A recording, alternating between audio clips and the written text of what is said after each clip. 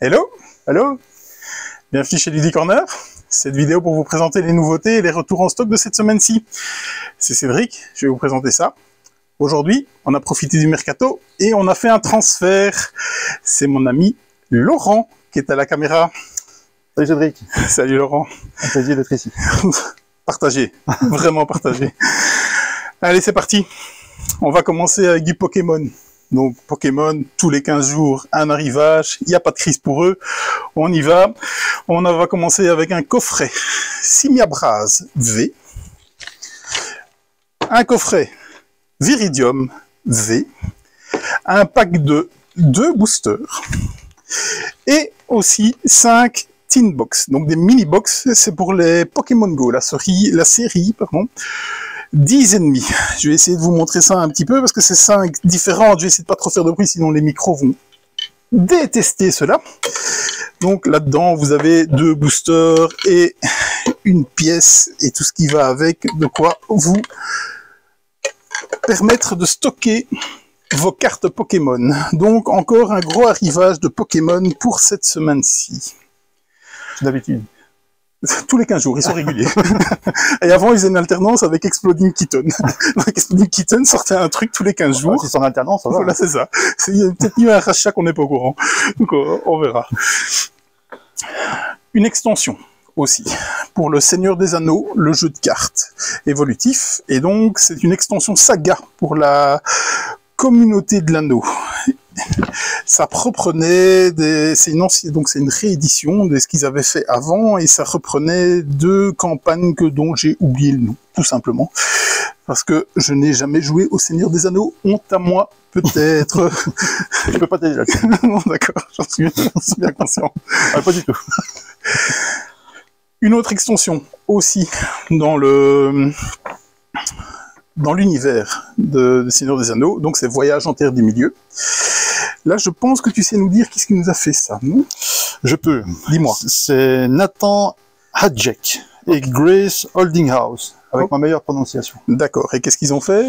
Grace a fait apparemment les demeures de l'épouvante, en tout cas participé. Ouais, c'est ça. Donc la famille FFG qui reste Oui, c'est ça. C'est souvent en interne. Hein. Entre FFG. Jeu de figurines, c'est la 5e extension pour ce gros jeu, le Seigneur des Anneaux, Voyage en Terre du Milieu. Donc c'est une toute petite extension avec 2 figurines dedans. Il y en a 2 plus grandes extensions, donc là c'est la 3e petite extension de tout ça. La suite va parler aux nostalgiques. Donc est-ce que HeroQuest a donné des idées?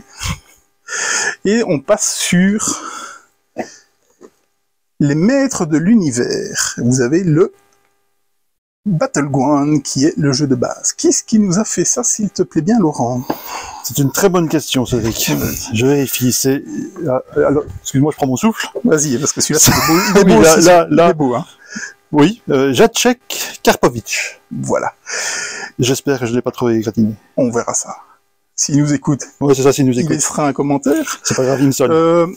Il n'a fait que ça, ce brave monsieur. Et donc là, on est vraiment dans la nostalgie pure et dure. Hein. Donc on est sur un jeu de type Warhammer, donc vraiment de l'affrontement, avec des règles de distance et tout des pouvoirs. Les figurines sont aussi à monter, à coller, à peindre, si vous voulez. Ça va se jouer sur des petits hexagones, et donc les décors s'emboîtent très bien dans les petits hexagones qui vont, se posent très bien sur les petits hexagones qui sont certainement les règles de déplacement. Donc on a cette énorme boîte pour les plus nostalgiques d'entre nous, qui est les maîtres de l'univers. J'avais jamais entendu parler de ça. Tu ne regardais pas quand tu étais en... Si, bien sûr. D'accord. Mais le jeu, surtout à l'heure actuelle, je m'attendais pas. Je m'attendrais à ce que tu sortes ça d'une étagère pleine de poussière, mais pas non. Pas une nouveauté. Non. C'était peut-être Voilà. une idée pleine de poussière. C'est fort possible. Donc voilà, ils se sont dit, HeroQuest l'a fait, on va le faire. Pourquoi pas. Donc voilà. Alors, disque cover de chez Blue Orange. Qu'est-ce qui nous a fait ça, s'il te plaît bien? Alors, c'est un duo, c'est Roberto Fraga, qui lui a fait plutôt des jeux pour enfants, beaucoup d'ailleurs de jeux pour enfants, et accessoirement il a aussi fait Captain Sonar. L'excellent Captain Sonar. Tout à fait. Tu as déjà joué? J'ai vu une partie, j'ai jamais joué pas personnellement. Il faut le nombre. Hein. Oui, il faut être minimum 6. C'est C'est excellentissime. Ouais. Vraiment, c'est très très bon. En général, quand je réunis 6 joueurs... oui, vous faites autre chose. Voilà, probablement. Oui, d'accord. Mais je serais curieux. Mais franchement, c'est très très bien. Quoi. Et il est accompagné, dont c'est le premier jeu, de Juan Manuel Rivero. Oui. Au niveau illustrateur, c'était pas crédité, j'ai pas vu. Alors, c'est pas crédité parce qu'il y en a de trop. Donc c'est un peu comme des Dixit et des Mysterium où ils étaient au moins 50 à faire de temps en temps une carte. Chacun ils ont fait une pochette. Oui, c'est ça. Donc c'est du 3-8 joueurs pour des parties de 20 minutes, c'est du 7+. On n'est pas spécialement sur un jeu d'ambiance, on est plus sur un jeu familial. Franchement, je suis hypé par ce jeu. Donc je l'ai pas spécialement vu venir et puis je me dis que le concept est assez sympa. Donc tu peux faire ça avec n'importe quelle playlist. Donc tu peux mettre ta musique si tu as envie et tu vas avoir on va mettre 4 couvertures, 4 pochettes de disques, et avec la musique, on va devoir tous dire, eh ben, ok, cette pochette-là irait bien avec celui-là. Et on va essayer d'avoir un maximum de pochettes en commun. Donc je trouvais ça quand même assez bien. J'ai vu qu'il y avait un mode compétitif ou mode coopératif. Ah, j'avais pas vu le mode compétitif. J'avais pas vu le mode compétitif, j'avais vu le mode coop. Je pense que les deux sont dispo, donc... Et donc c'est Blue Orange qui nous fait ça, et avant je regardais pas trop les jeux de Blue Orange, et là maintenant je dois dire qu'ils font quand même... Pourtant ils ont toujours eu un chouette catalogue. Ouais, mais j'ai jamais été fort attiré, et pourtant depuis là maintenant, un Muséum Suspect par exemple, tout ça, moi j'ai trouvé ça très très bon quoi. Ouais, c'est vrai que c'est pas tellement notre type de jeu, mais il faut reconnaître que dans leur gamme, ils font de bonnes choses. Hein. Oui, on est bien, vraiment, tout n'est pas à prendre, c'est peut-être ça, c'est trop, parce que... de trop, peut-être, trop de sorties. Ils ont fait dernièrement Next Station London, par exemple, qui était exceptionnel. Donc Discover, très hypé par celui-là, ce petit format. À tester. Ce week-end? Sûrement pas. Je vais me reposer ce week-end. Je suis un peu au bout de ma vie.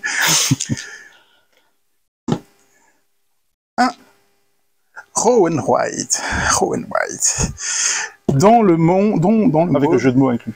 Oui, Raw and White. Dinosaur Island. Donc le Roll and Ride. Donc le jeu de dés. Qui nous a fait ça? Alors en fait, ce sont les 3 mêmes auteurs que Dinosaur World, donc qui était la fausse suite de Dinosaur Island. Donc ça fait sens, ce sont les 3 mêmes auteurs, parce que souvent le Roll and Ride est décliné par un tiers en général, et pas nécessairement celui qui... Donc ici, une certaine légitimité, on va dire, par rapport, et d'ailleurs, le jeu suit assez bien le flow, je trouve, du jeu original. Donc il s'agit de Brian Lewis, qui est connu, qui a d'ailleurs travaillé sur Dinosaur Island, avec Jonathan Gilmour, et David McGregor et Marissa Misura. Et au niveau des pinceaux, on le reconnaît tout de suite, moi c'est mon chouchou. C'est ton chouchou? Kwanchai Moria. Oui. Qui a fait l'illustration, et Andrew Thompson, qui a, je pense, un illustrateur maison, qui a fait Brou aussi récemment en français. Sylve. Brou Sylve. Oui, c'est ça. Il nous a fait quoi ton illustrateur préféré? Kwanchai Moria, oui. Dinosaur Island, que beaucoup n'aiment pas d'ailleurs, parce que il y a le clash des couleurs. C'est flash, hein. Mais sinon, il a fait plein de choses. Cryptid, il a fait. J'essaie de trouver des plus connus. Oui, effectivement. Cryptid. Un magnifique, qui va arriver bientôt. Il travaille sur Unconscious Cruelty, je sais pas si tu connais, avec Vincent Dutré. Non, ça veut dire un gros jeu qui sera sur Kickstarter l'année prochaine, je pense. Et donc, effectivement, pardon, j'ai regardé sur BGG ce qu'il avait fait, il est référencé 176 fois. Non mais il a fait plein de trucs, hein, et c'est toujours... ce que j'aime beaucoup chez lui, c'est qu'à la fois c'est esthétique, particulier, avec une touche très personnelle, moderne on va dire, parce que c'est vrai que dans le jeu de société, la modernité au niveau des pinceaux, voilà, c'est pas nécessairement le courant, et ce que je peux comprendre, puisque on privilégie souvent la clarté et la lisibilité à l'esthétique. Mais Kwanchai Moria, justement, arrive je trouve personnellement, à combiner les deux. C'est-à-dire qu'on a quelque chose de vraiment léché, mais à la fois très lisible. Après, ça plaît pas. Les couleurs sont souvent très criardes, et c'est vrai que notamment pour Dinosaur Island, il y avait plutôt un débat là-dessus. Effectivement, donc j'aime beaucoup Dinosaur Island. Il était sorti en même temps, plus ou moins, que Dinogenix, du moins, aux versions retail. J'ai eu aussi beaucoup de mal, même si je préfère Dinosaur Island à Dinogenix, j'ai eu aussi beaucoup de mal avec ses couleurs flashy. Je trouvais que c'était pas spécialement dans l'univers on va le comparer à Jurassic Park, évidemment. C'est un côté 80s, en fait. Donc, je trouvais que c'était assez sympa avec les côtés dinosaures. C'est du 12+, pour des parties d'à peu près 60 minutes, donc c'est un roll and ride, je pense que c'est du 1-4 ou quelque chose comme ça, dans ces eaux-là. On est fort proche du jeu de plateau, donc j'ai regardé une vidéo là tout à l'heure, et effectivement, on a Ça prend même le système de déplacement en fait, du jeu de Dinosaur World. On a Dinosaur World que j'ai pas encore essayé. Dinosaur Island, moi ça m'avait fait passer avec les dés d'ADN Voilà. et tout ça. Moi, c'était pas trop mon truc, mais le jeu était agréable à jouer et il fonctionne bien. Airmail est le suivant. Qu'est-ce qui nous a fait ça, s'il te plaît? C'est pas vraiment un premier jeu, c'est le troisième jeu d'un gars qui s'appelle Tony Lopez, que je ne connaissais pas, qui était inconnu au bataillon. Et les deux autres jeux d'ailleurs sont pas spécialement marquants. Et donc c'est son premier plus gros jeu, on va dire, référencé. Et au pinceau, c'est David Prieto, qui a fait plein de trucs, mais surtout des collabs. Pour Ceylan, Yukon Airways, un petit peu dans le même esprit. Ouais. Arkham Noir, ou encore Babylonia, l'excellent Knizia, qui est trop peu connu à mon goût. Voilà. C'est du 2-5 pour des parties de 30 à 75 minutes. Ça, c'est un écart. Hein. Certainement une fin de partie aléatoire. C'est du 10+. Moi, quand j'ai vu l'arrière de la boîte, j'ai tout de suite pensé à Airlines. J'ai un gros fait pour Airlines, le jeu d'Airmoon. Et Yukon Airways aussi, un petit peu. On en parlait ici dans l'illustration. Airmail, vient d'arriver. Ça a l'air très sympa. Celui-là, j'ai envie de le jouer. Vraiment. Je suppose que si tu le joues, je finirai bien par le jouer, à mon avis. C'est fort probable. Le phénomène, visiblement, très très attendu. Depuis des mois, on m'en parle de ce Trax. Les collègues du Passe-Temps nous avaient dit que c'était le jeu de Vichy. Eh bien, il vient d'arriver. Et qui nous a fait ça, s'il te plaît? Alors, c'est de nouveau un duo. C'est Juan Rodriguez, qui a fait notamment Les Poilus. Oui, j'y ai joué, petit coop, sur la guerre 14-18. Exactement, qui a toujours une bonne réputation. J'ai jamais joué, mais qui a toujours une bonne réputation. Et Christian Rubiella, dont c'est le deuxième jeu. Dont le premier, je ne connaissais absolument pas, donc je ne l'ai pas retenu. Voilà. Et au niveau des pinceaux, puisque c'est un jeu de chez Kif, qui est une boîte assez récente, je pense. 2018, quelque chose comme ça. Ils ont pas de Kif qui veut dire Kif, évidemment il y a le jeu de mots, mais c'est Know Your Friends. Ah, donc c'est la boîte en fait de l'illustrateur, c'est pour ça que j'en parle, qui est Pierrot le Chevalier, qui lui a fait plein de choses, hein, Mr. Jack, Ghost Stories, énormément. Yggdrasil pour ceux qui sont amateurs. Énormément de jeux, vraiment. Exactement, lui ça rallonge. C'est du 1 à 6 joueurs pour des parties de 25 minutes. Je ne sais plus qui m'a dit tantôt, on était presque sur un micro-macro avec... c'est ça. Clairement. Donc, vraiment pensé, c'est la première chose que j'ai pensé. Ce qui est assez bluffant, visiblement, je ne l'ai pas joué, ce qui est assez bluffant visiblement, parce que c'est pas du tout mon style de jeu. Je suis très mauvais à ce genre de jeu. Voilà. Si vous voulez perdre, invitez-moi. Ça, c'est du coop? C'est coop. Okay. Pas. On perdra ensemble. On perdra ensemble. C'est ça. Donc, donc vous allez avoir une bande son qui va passer, qui va vous donner des indices, ça va être des indices sonores, et puis vous allez devoir vous faire la recherche, comme sur les maps de Micro Macro, ce genre de choses. Bien entendu, elle est illustrée, celle-là, comparée à Micro Macro. Et au niveau des équipes techniques, c'est visiblement des professionnels du cinéma qui ont fait ça. Donc, à mon avis, ça va bien tenir la route. Et que...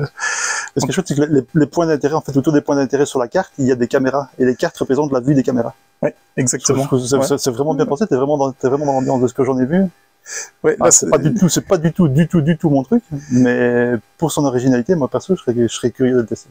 Mais là, pour dire, aujourd'hui, donc il est arrivé aujourd'hui au magasin, je pense qu'à 4 ou 5 reprises, j'ai mis la boîte dans mon sac pour repartir à la maison. Repartir avec. Mais il y a grande chance. Mais c'est tellement pas mon style de jeu. Et pourtant, je pense que là, on est sur quelque chose, quoi. Ouais, c'est ça. Quelquefois, il faut essayer comme ça. C'est la nouveauté. Ça me rappelle Cosmopolite quand je l'avais essayé. S'il y a bien un jeu qui est pas pour moi, c'est probablement celui-là. Oui, clairement. Et pourtant, on avait fait une super partie à 4, je me rappelle. Ouais, clairement. C'est un peu le même principe d'audio. Très très bon jeu. On passe sur un Bottenshy. Les Bottenshy, ça y est, on est en train de rattraper notre retard sur la France. Hein. Là, on y va. Là. On en avait un, ils en avaient 147. Il était temps. Toute la semaine, il y en a un maintenant, non? Oui, oui, là, c'est bon, là. On y va.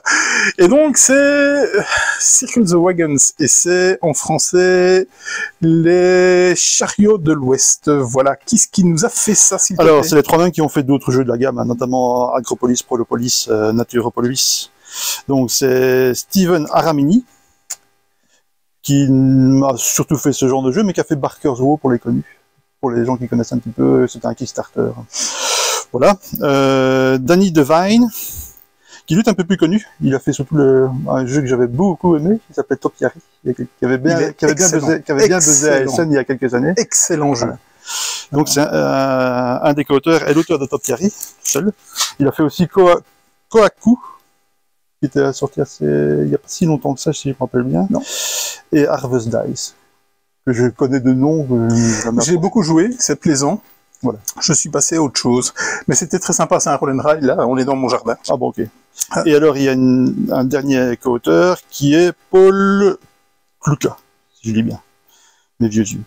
Ouais, voilà, c'est ça. Et alors, au pinceau, c'est de nouveau une flopée, 3 aussi. Du très très lourd. Très lourd. Bah, il y a surtout le premier qu'on remarque, c'est Beth Sobel, évidemment. Ouais. Qui s'est fait connaître avec Wingspan et qui depuis... ah ouais, l'enchaîne. Hein. Voilà, je pense qu'elle a au moins 80 entrées sur BGG. Et c'est du lourd. Hein. Ouais.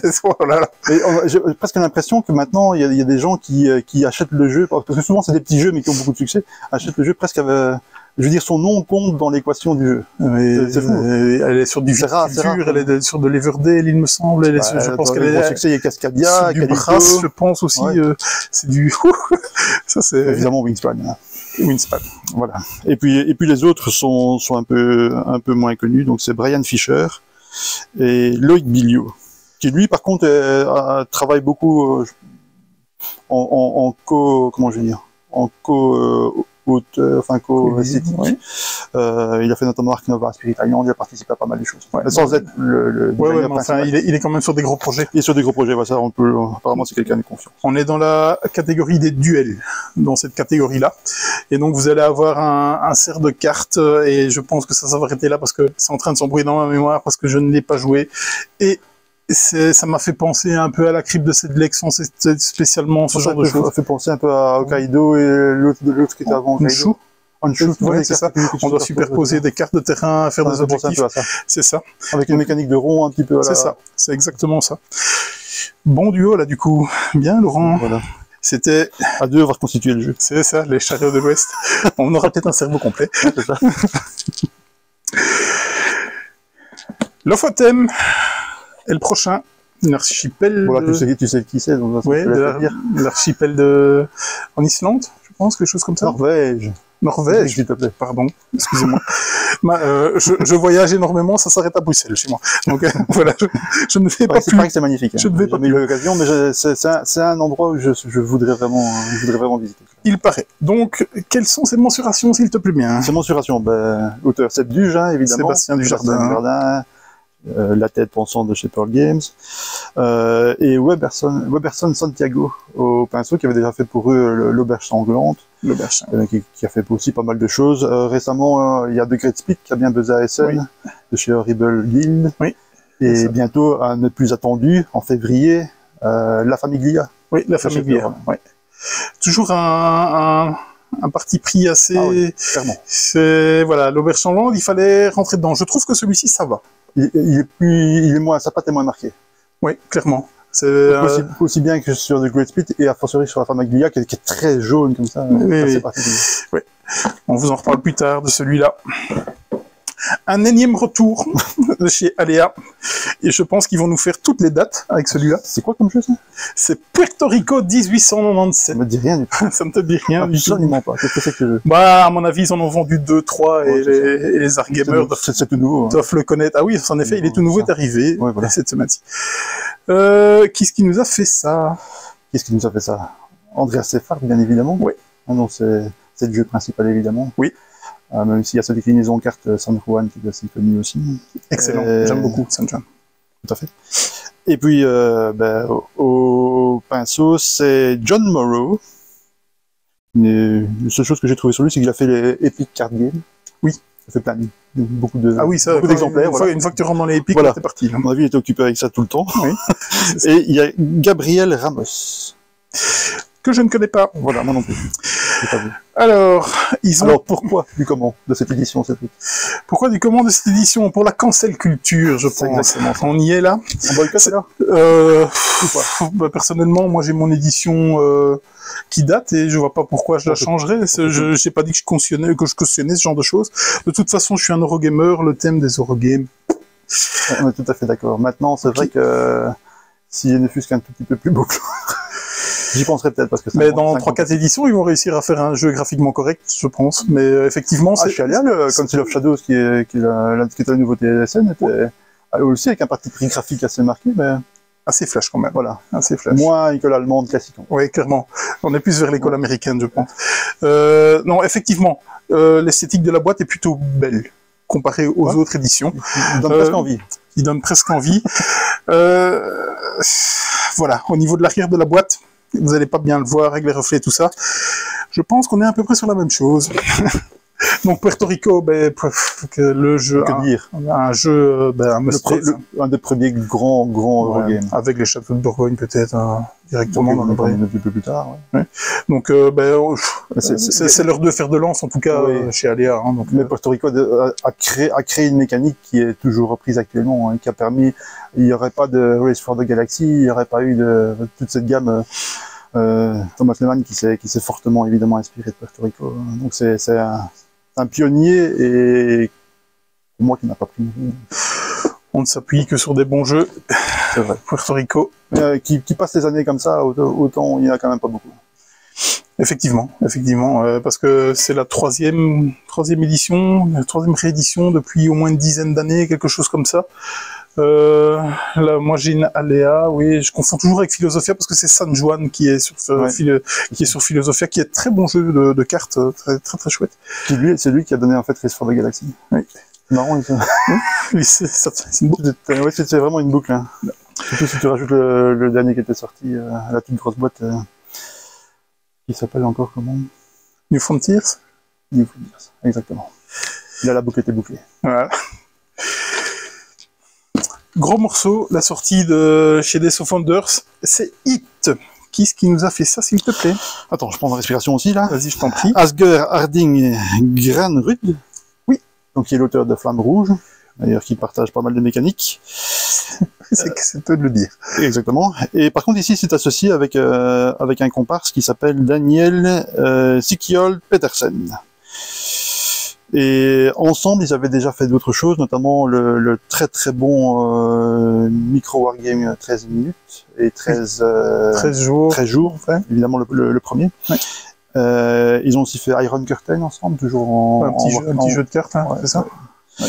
Et sinon, ils ont fait d'autres choses pour Queen, notamment Copenhagen, Helsinki, d'autres petites choses. Voilà. Deep Blue aussi. Oui, Deep Blue, pas mon truc, qui était chez Days of Wonder, ouais. Qui a eu une fin de vie un peu chaotique, le pauvre, où il a été mis dehors complètement. Ah bon vraiment déstocké comme il fallait. Voilà. Okay. Par contre, celui-ci, je pense que je ne m'inquiète pas trop pour son. Il a l'air d'avoir les épaules. Alison, combien il y avait de sacs avec ça dedans? Ouais, il a l'air d'avoir les épaules, mais effectivement, ça c'est notre dernier exemplaire. Donc on en a vite recommandé. Oui, clairement. Oui, je m'attendais pas à ça parce que on est quand même sur un gros mix entre Formula D et Flamme Rouge. Quand même. Je pense que le thème fait à fond. Mais les Formula D ont disparu du catalogue d'Asmodée. Donc c'est certainement pour lui laisser la place. Mécaniquement, c'est quand même un petit peu plus moderne, on va dire quand même un tout petit peu. Ah, ça, en tout cas, ça s'appuie sur Flamme Rouge qui, le succès n'est plus à démontrer pour Flamme Rouge. Donc vous allez devoir gérer une course, hein, c'est totalement une course, vous allez vraiment devoir gérer votre voiture de course. Et le moteur de la voiture. Et surtout le moteur de la voiture et la surchauffe du moteur, parce que vous pouvez donner des boosts et bien lâcher les autres, mais quand la surchauffe elle est là, et donc en fait, c'est ça, ce sont des cartes, ça c'est représenté par des cartes chaleur qui polluent ta main. Qui polluent le deck exactement, et donc il va falloir y aller tranquillement. Donc vous avez tout ce qui est attrait à une course. Hein. Les phénomènes d'aspiration sont beaucoup traités dans ce jeu, parce que si vous êtes derrière, vous avez fini votre déplacement, vous allez pouvoir le doubler parce que vous aviez profité de l'aspiration. C'est pas mal parce que vous ne pouvez pas terminer la course avec le phénomène d'aspiration. Ça serait pas. Mais ça, c'est thématique. Donc En effet. Moi, je sais pas en dire grand chose parce que je suis déjà pas spécialement fan de ce genre de jeu. J'avais joué je voulais pas jouer à Flamme Rouge jusqu'au jour où on m'a dit si, assieds-toi, joue, tu verras. Et effectivement, Flamme Rouge était plaisant. C'était très plaisant. J'en ai retenu une belle sensation et tout. Et donc ici, la première fois que je l'ai vu, il était chez Asmodée. Donc 2 fois par an, on va chez Asmodée, on nous montre tout ce qui va sortir dans les mois à venir. Il était étalé sur une table, il y avait personne qui savait nous expliquer les règles. C'était une catastrophe. Il y en a même qui se sont assis, qui ont joué en inventant des règles perso. Pourtant, il y a des potentiels, je pense. Je ne sais pas ce qu'ils t'ont présenté en même temps, mais... il y avait plein de trucs à présenter. Je pense que la personne de Days of Wonder n'était pas là, en fait, je pense. Okay. Je crois que c'était ça. Donc, ouais, des grosses attentes sur Hit, et à mon avis, bon succès en perspective. Oui, je pense aussi. Le thème donne envie, hein. C'est pas courant. Et puis Vincent Dutré, quoi. Vincent Dutré. Flamme Rouge, c'était un petit peu mon problème avec Flamme Rouge. Rien qu'à voir la boîte, t'avais pas spécialement envie d'y aller. Ici, c'est pas du tout un jeu pour moi, je le sais très bien, mais rien que la couve, elle donne envie. C'est ça. Mais c'est pour ça que j'ai eu du mal avec Flamme Rouge, hein. C'est parce que... Oh, d'accord. Le thème. Le thème, la couverture. Et pourtant, comme tu dis, et toi comme moi, le thème. Oui, on s'en fout. Ouais, mais je me souviens passer au BGF, c'était peut-être psychologique ou quoi. Je suis passé à côté du stand de Flamme Rouge et j'ai commencé à faire un écart alors qu'il y avait personne devant moi. Et pour au final être un très bon jeu. Donc c'était Hit. Alors, je pense qu'il n'y a pas de hasard. Il n'y a pas de hasard. Non, au fait que tu sois là à ta première vidéo et au fait qu'on a reçu un Kickstarter. On axe principalement beaucoup sur les Kickstarter et on a reçu cette petite chose. Et là, je vais me taire au moins pendant 3 quarts d'heure. Non. Je t'en prie. Ça ne s'explique pas, ça se vit, John Company. Ouais. C'est une expérience. C'est pas un jeu. Donc forcément, il faut pas trop en parler, il faut pas trop en dire. On va juste dire le minimum et ce qui est nécessaire pour que ça donne envie de l'acheter. Donc forcément, c'est un jeu de Cole Wehrle. Le grand Cole Wehrle, l'unique Cole Wehrle, plus grand designer vivant, et je pèse mes mots, et c'est pas subjectif, je tiens à le dire, voilà. Alors, au pinceau, par contre, parce que souvent c'est lui-même qui s'occupe de l'esthétique de ces jeux, même parfois pour des auteurs tiers, mais ici c'était un gars que j'ai découvert justement en faisant préparer cette vidéo. Et donc, il s'appelle Jan Lipinski. Jusque-là. Moi, ça me dit vaguement. Le nom me dit rien. Moi, ça me dit vaguement quelque chose. Apparemment, c'est quelqu'un qui a commencé récemment, pas dans l'illustration probablement, mais en tout cas dans les jeux, puisqu'il a fait John Company. Oui. Il a embrayé avec Terracotta Army. Voilà, c'est ça. Voilà, et il nous prépare Horseless Carriage, le prochain Splotter, qui s'il y a bien un jeu que j'attends, c'est celui-là. Est-ce qu'il arrivera un jour? Parce que voilà. Plus de nouvelles de celui-là. Hein. On l'a pris, on l'a commandé, ça c'est sûr. C'est prévu pour décembre. C'est décembre? Ouais. Ok. On l'aura probablement pour les fêtes. En 2 mots?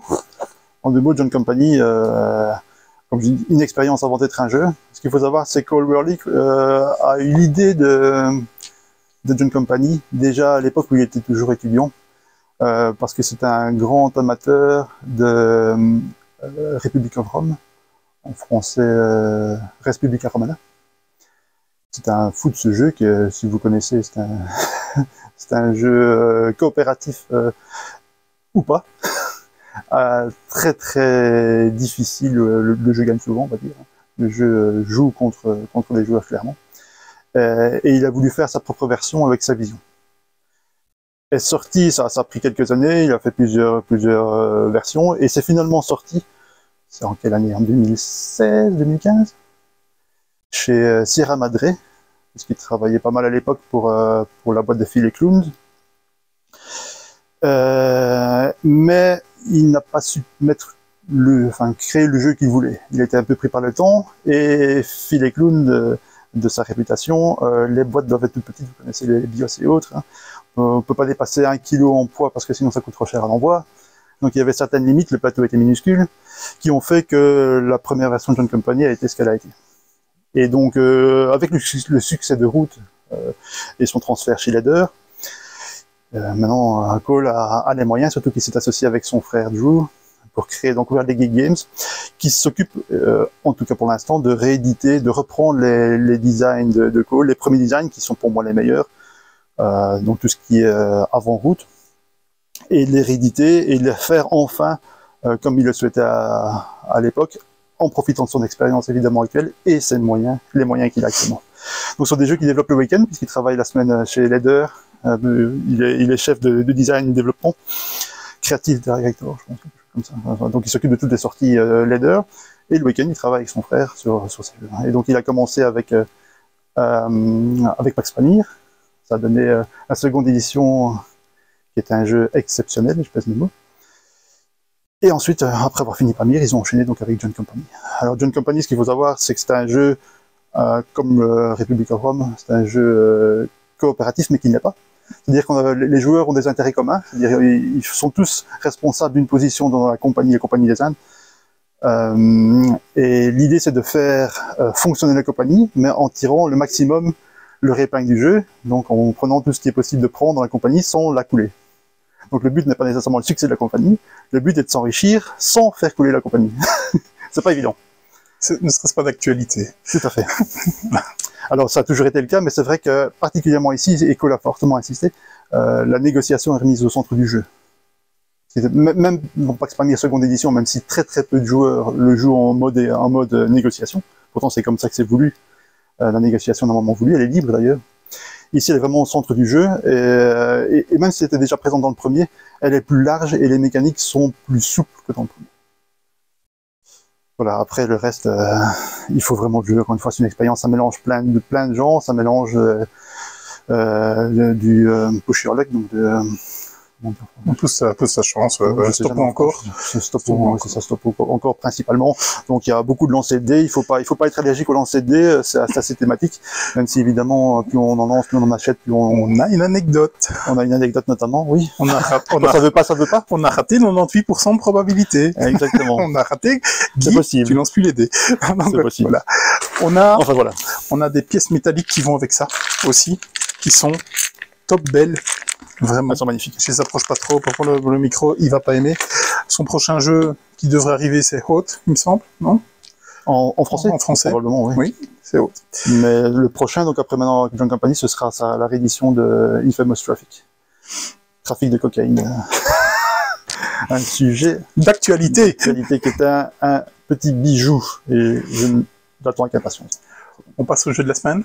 Allons-y. Tu viens avec moi?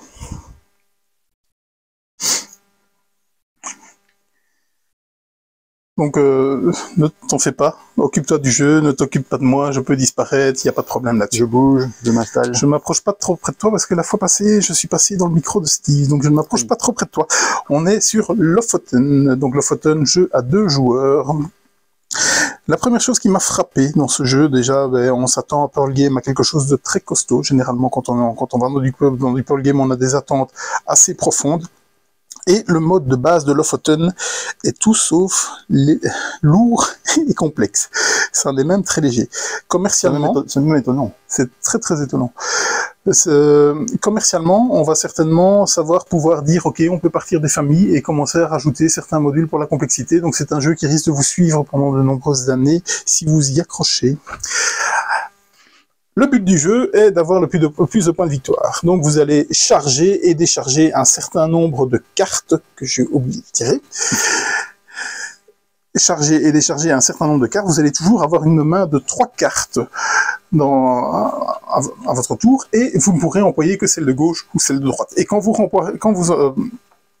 vous déplacer, parce que celle du milieu, elle va se charger sur votre roue, qui vous permettra de prendre une tuile correspondante. Donc c'est-à-dire celle-ci, je vais pouvoir prendre une tuile jaune qui va bien avec.